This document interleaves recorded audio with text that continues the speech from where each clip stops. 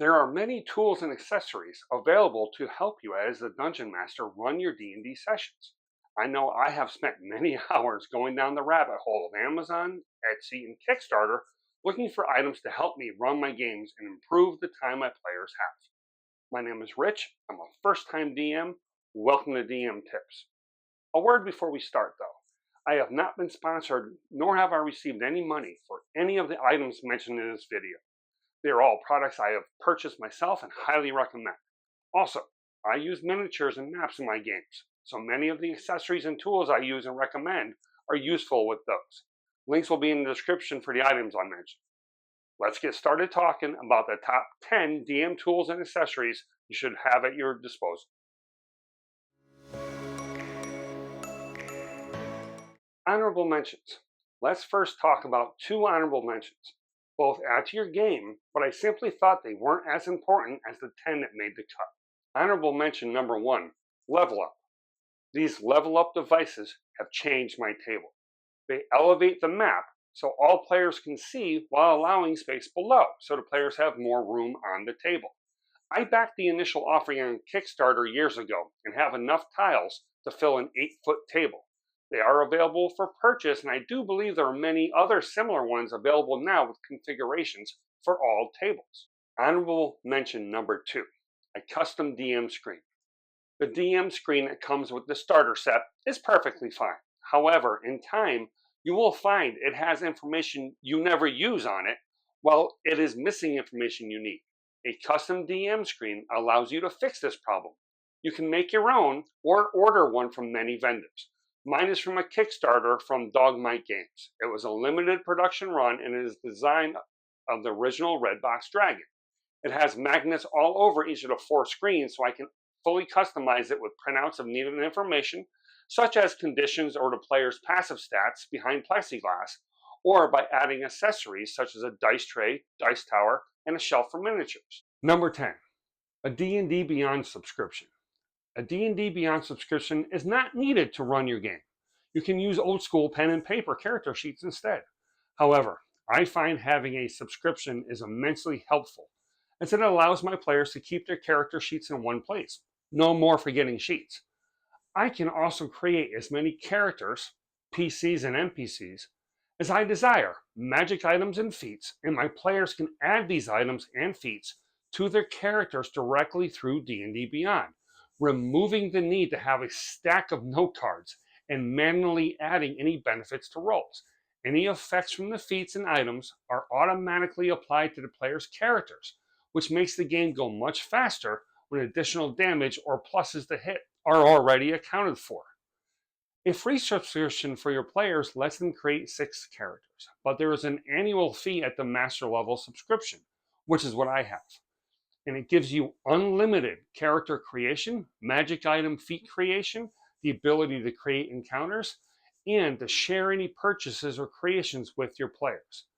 I think this should be a lot higher than number 10, but D&D Beyond is not everyone's cup of tea, and it isn't perfect, but it has drastically changed the way I not only play as a character, but run campaigns as a DM. Number 9, books. There are many books that are a great resource for you as a DM. Besides the core 3 D&D books of the Player's Handbook, Dungeon Master's Guide, and the Monster Manual, along with the WotC-produced adventure books, third-party creators and authors have made books that will help with all aspects of being a game master. General strategy and DM tips. While campaign and one-shot books are great for telling you what to have your players do, if you have never been a DM before, you may not know how to run an encounter, or just in general, how to be a dungeon master or a game master. These books are my go-tos for how to be a better DM and how to run encounters better. They all provide tips and tricks for being a DM or a GM, as well as templates for creating encounters, taking notes, creating NPCs. The monsters know what they are doing, and more monsters know what they are doing by Keith Amman. So You Want to Be a Game Master by Justin Alexander. The 5th edition Game Master Survival Guide by Dave Hamrick, aka DM Dave. The Secret Art of Game Mastery from the DM Lair.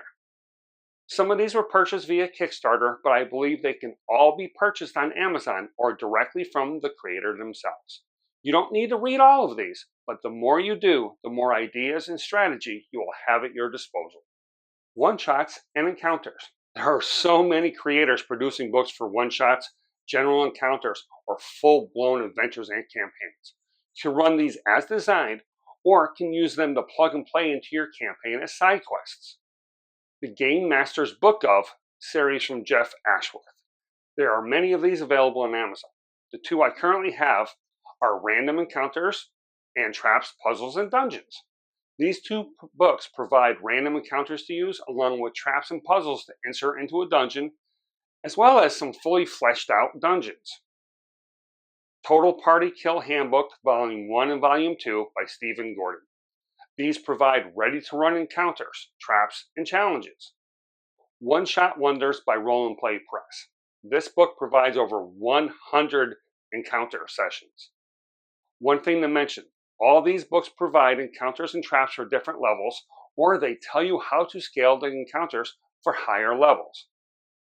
One-Shot Wonders was obtained via Kickstarter and can be found from the creator's site, but the others can all be found on Amazon. If you are hitting writer's block, pulling in an encounter, trap, or dungeon from one of these books can give you something to run for your next session. Just change what is needed to make it fit your world and story, and away you go. As with one-shots and encounters, there are many creators making magic items. The Griffin Saddlebag, Book 1 and 2 by Griffin McCauley. These books have a ton of magic items that are well balanced and amazing. The books also provide additional subclasses, NPCs, and adventures. Bonus Action. Bonus Action, just like Griffin, creates amazing items that I've used as a player and a DM. Follow him on Facebook for daily items. One downside to using magic items from third-party creators is sometimes you have to manually add them into D&D Beyond for your party to use. D&D Beyond has recently begun to add third-party content into the site, so hopefully one day creators like Griffin and Bonus Action will be included. Number 8, Condition Rings and Counting Rings.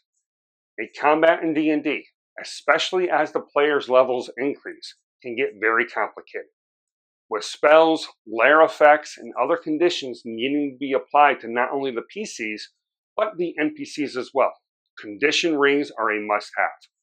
These allow you to quickly identify what conditions or effects are applied to each mini on the battlefield.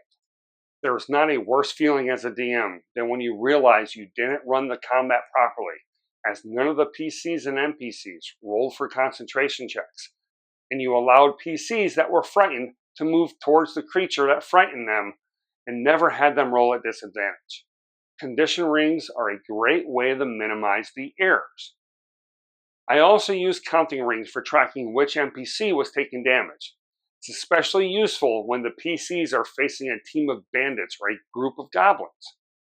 There are many of these rings on Amazon and Etsy. Find ones that work the best for you. Number 7, combat tiers. Elevation is something that eventually needs to be overcome by the players. Whether this is the PCs having to climb a mountain or a wall, or they are facing a flying creature, or they can fly themselves, there will come a point when the miniatures are no longer restricted to remaining on the table. These combat tiers allow you to do this very easily. There are many available, but the ones I use have lines like grids so you can track movement and height properly. They are also sturdy and allow you to have several of the surfaces on the same tower to save space both vertically and horizontally, plus add balance to stabilize the tower. Once you drop a death tyrant or dragon onto the party and have it floating above the party, your game has entered the next level. Number 6, 2D terrain, 3D terrain, and gridded paper and surfaces. In my game, maps of all sorts are used. I have pre-printed maps I received as part of a Dungeon in the Box subscription. I'll have a large gridded dry erasable map, along with dry erasable customizable gridded tiles. I have 2D terrain from Dungeon Craft and 3D terrain from Dungeons and Lasers. I use Dungeon Alchemist software to create maps of my own, and these can be integrated into a VTT such as Foundry or Fantasy Grounds. Which type of map I use is dependent on how important the battle is or how much time I have to prepare a combat. And some of these maps and terrains can be combined to create the ultimate map.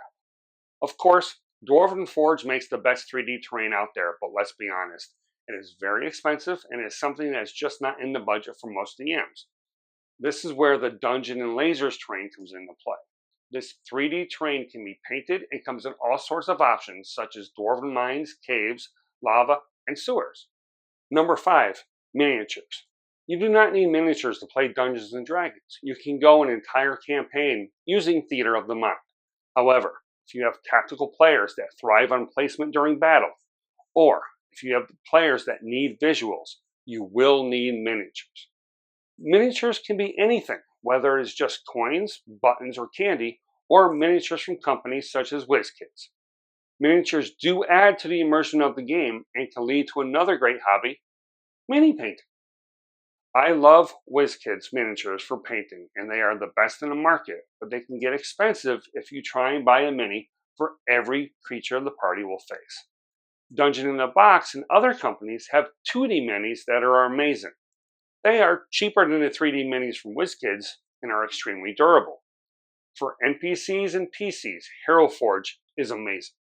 You can customize minis, which makes a great gift for your players. All my players get a mini custom made on Hero Forge. The 3D versions are amazing. However, they are fragile and I have broken several over the last couple of years. They do have plastic standees as an option, and they are much cheaper than the 3D version and are very durable and highly detailed. You can also select an STL version and print it yourself, the cheapest option for physical minis. There is also an icon creator that can be used on VTTs. Number 4, area of effect markers. A player will eventually cast a spell that is a cone or has a radius, and instead of counting squares, you can just use an area of effect marker and quickly determine which minis and squares are affected by the spell. These are great and usually come in a set that accounts for all the spells that are in the game.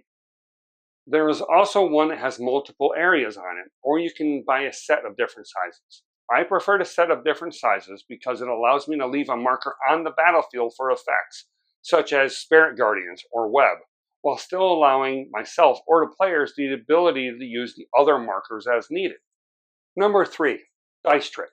D&D is a game of rolling dice, and people get excited when it's their turn to roll. They get so excited that dice constantly end up on the floor or rolling onto the battle map, slowing down the game and messing up the minis. The way to fix this is dice trays. Hopefully your players bring their own, but it usually helps to have a couple on hand just in case. Dice trays can be simple and cheap like the ones I use, which also fold flat for storage, or they can be expensive and beautiful like the ones from Wormwood Gaming. Number 2, writing utensils and something to take notes. Even if you are using D&D Beyond, you as a DM will need to take notes. This can all be done digitally, of course, but I find taking notes digitally slows the game down. I much prefer to quickly jot a note down on the pad I keep next to me and use my iPad for looking up a spell or a stat block. It is also a good idea to have extra pens, pencils, and notebooks or on hand for your players, if you are lucky enough to have players that take notes. Number 1, dice. D&D is a dice rolling game, so of course you need dice.